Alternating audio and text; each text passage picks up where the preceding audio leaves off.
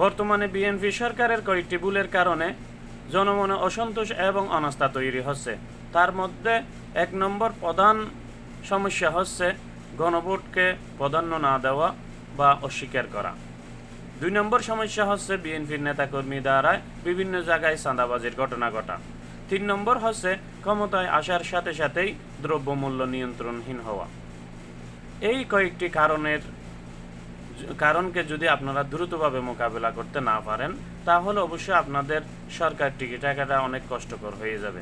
কারণ 1 নম্বর সমস্যাটি, আপনারা যখন যাদের ভোট দিয়ে নির্বাচিত হয়ে আসছেন তাদের ভোটে গণভোটের রায় হার পক্ষে গেছে, ওই ভোটকে যখন আপনারা প্রাধান্য দিবেন না, তখন জনমানুষের বিস্ফোরণ ঘটে আপনাদের প্রতিবাদ শুরু হবে।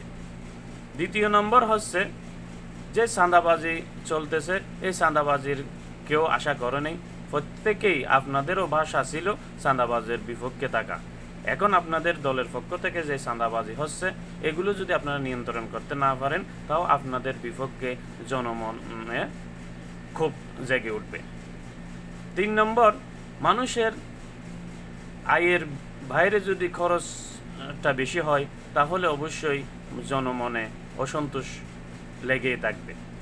তাই সরকারের প্রতি আমার আহ্বান, আপনি প্রধানমন্ত্রী হিসেবে যতটুকু পারেন, আপনি যদি দ্রুতভাবে নিয়ন্ত্রণ করতে না পারেন, তাহলে আপনার প্রধানমন্ত্রিত্ব টিকে থাকাটি কষ্টকর হয়ে যাবে।